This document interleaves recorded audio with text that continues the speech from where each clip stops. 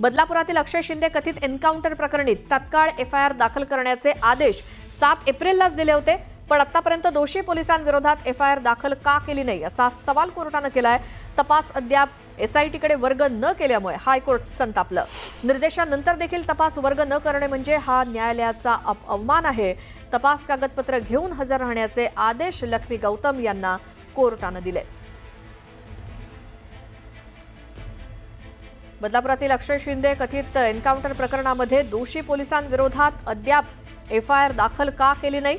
7 एप्रिलपर्यंत एफआयआर दाखल करण्याचे आदेश असताना सुद्धा अद्यापपर्यंत का केली नाही असा सवाल कोर्टाने केलाय। तसंच हा तपास अद्याप एसआयटीकडे वर्ग न केल्याबद्दल सुद्धा हायकोर्टाने ताशेरे ओढले। पुढची बातमी बघूया। चार्जशीट दाखल होईपर्यंत कुणाल कामराला अटकेपासून दिलासा मिळालाय। खार पोलिसांनी दाखल केलेला गुन्हा रद्द करायला कोर्टाने नकार दिलाय, मात्र जबाब नोंदवण्याच्या मागणीवरती कुणाल कामराला दिलासा मिळालाय। कुणालच्या जीविताला मुंबईमध्ये धोका असल्यामुळे त्याचा जबाब हा चेन्नईमध्ये नोंदवा असं खार पोलिसांनी जबाब नोंदवण्यासाठी चेन्नई पोलिसांची मदत घ्यावी असं देखील सांगण्यात आलंय। न्यायमूर्ती सारंग कोतवाल आणि न्यायमूर्ती एम.एस. मोडक यांच्या द्विसदस्यीय खंडपीठानं हा निकाल दिलाय।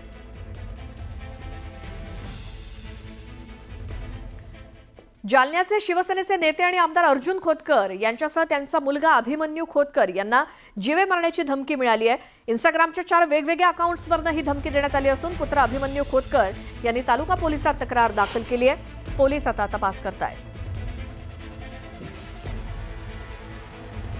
जालन्याचे शिवसेनेचे नेते अर्जुन खोतकर आणि त्यांचा मुलगा अभिमन्यू खोतकर यांना इंस्टाग्रामच्या 4 वेगवेगळ्या अकाउंटवरून जीवे मारण्याची धमकी आलेली आहे। अभिमन्यू खोतकर यांनी पोलिसात तक्रार दाखल केली आहे। आता पोलीस तपास करतायत।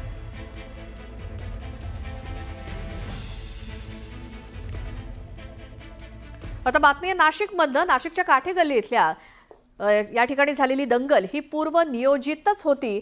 नाशिक पोलिसांच्या तपासामध्ये काही धक्कादायक बाबी उघडकीस आल्या आहेत। दंगलीतील आरोपींच्या जामिनासाठी लागणाऱ्या पैशासाठी अपहरण करण्यात आलेलं होतं। व्यापाऱ्याचं अपहरण करत 15 लाखांची खंडणी देखील घेतल्याचं निष्पन्न झालंय।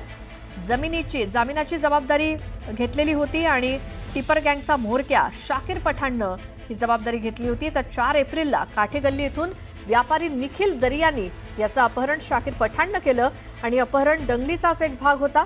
तब्बल 12 दिवस आधीच जामिनासाठीच्या पैशांची सोय शाकीर पठाणकडनं केल्याचं उघड झालंय।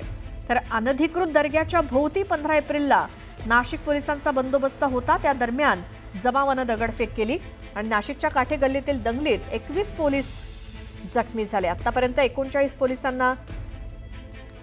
39 आरोपींना अटक करण्यात आलेली आहे आणि नाशिक पोलिसांनी 1500 जणांवरती गुन्हा दाखल करत कठोर कारवाईला देखील सुरुवात केली आहे। तर दंगलीतील महाविकास आघाडीतील संशयित आरोपी हनीफ बशीर, निलोफर शेख, आरिफ हाजी पटेल अद्यापही फरार आहेत।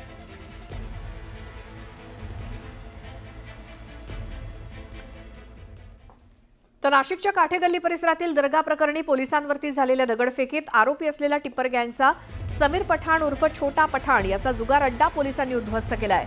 इंदिरानगर परिसरात अवैधपणे हा जुगाराचा अड्डा चालवला जात होता। गुन्हे शाखेनं छापा टाकत 70 लाखांचा मुद्देमाल देखील जप्त केलाय।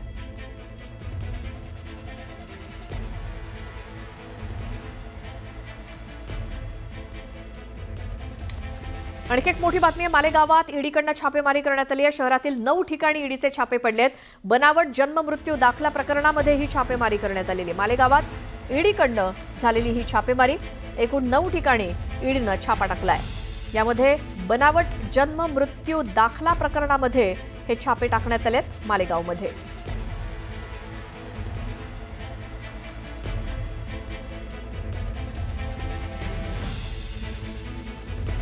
बीडच्या आष्टी गावामध्ये किरकोळ वादातनं 2 गट भिडले। तुफान दगडफेक आणि हाणामारी झाल्याची प्राथमिक माहिती मिळाली आहे। यात काही जण जखमी झालेत।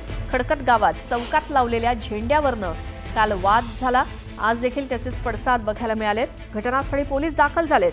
परिस्थितीवरती नियंत्रण मिळवण्याचा प्रयत्न करतायत। दोन्ही समाजात शांतता पसरवण्यासाठी शांतता बैठकीचं आयोजन देखील करण्यात आलंय। मात्र सध्या खडकत गावात तणावाचं वातावरण आहे।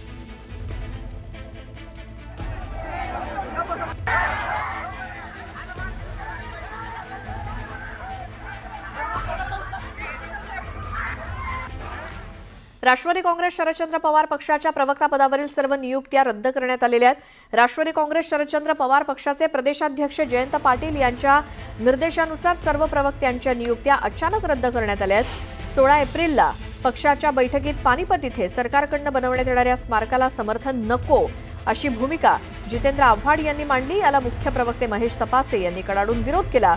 या बैठकीत वरिष्ठ नेत्यांच्या भूमिकेला केलेला विरोध पाहता महेश तपासे यांची मुख्य प्रवक्ता पदावरनं उचलबांगडी करण्यासाठी सर्वच प्रवक्त्यांच्या नियुक्त्या रद्द करण्यात आल्याची माहिती सूत्रांकडून मिळाली आहे।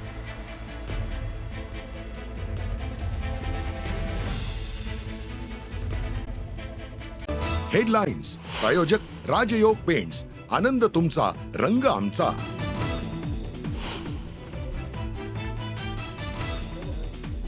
पाकिस्तानी लष्करासोबतच पाकिस्तानी दहशतवाद्यांमध्ये सुद्धा भारताच्या कारवाईची दहशत। जैशची प्रशिक्षण शिबिरं आणि मुख्यालय केली रिकामी। कमांडर्सना देखील सुरक्षित ठिकाणी पाठवलं।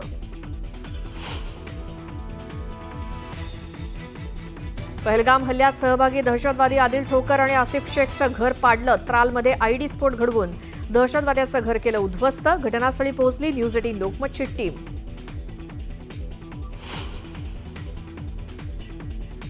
जम्मू काश्मीरमधील पहलगामच्या बैसरन खोऱ्यात पोहोचली न्यूज 18 लोकमतची टीम। दहशतवादी हल्ला झालेल्या बैसरनमधनं न्यूज 18 लोकमतचा ग्राउंड रिपोर्ट।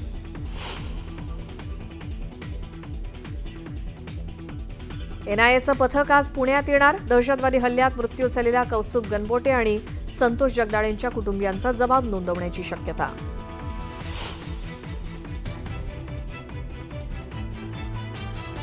नाशिकच्या काठेगल्लीतील दंगल ही पूर्वनियोजितच। पोलिसांच्या तपासात बाब उघडकीस, तर दगडफेक प्रकरणी टिपर गँगच्या समीर पठाणचा जुगार अड्डा उद्ध्वस्त।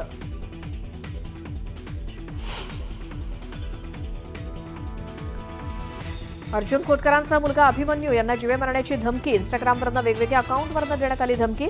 पोलिसांकडे तक्रार दाखल, तपास सुरू।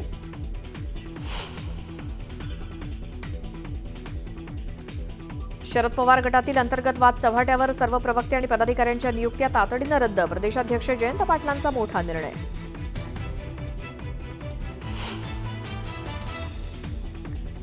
कॉमेडियन कुणाल कामराला मोठा दिलासा। एकनाथ शिंदेंवरील विडंबन प्रकरणी अटकेची गरज नाही, तर जबाब नोंदवण्यासाठी पोलिसांना चेन्नईला जाण्याच्या सूचना।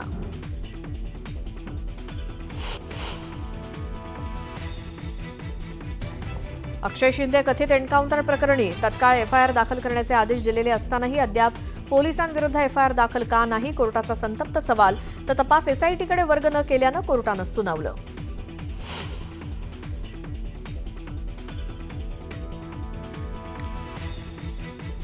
पाकिस्तानचा झेंडा स्टेटसला ठेवत भारताबद्दल आक्षेपार्ह मजकूर केला पोस्ट। साताऱ्यातील शुभम कांबळेवर गुन्हा दाखल करत अटक। मित्रानंच दिली पोलिसात तक्रार।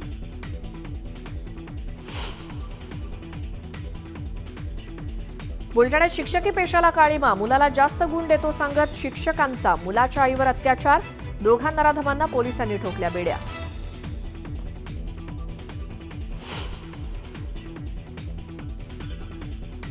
गडचिरोली जवळच्या करेगट्टाच्या पहाडीवर 72 तासांपासून मोठं ऑपरेशन सुरू। 1000 माओवाद्यांना लष्करानं घेरलं। 3ही राज्यांच्या सीमेवर हाय अलर्ट जारी।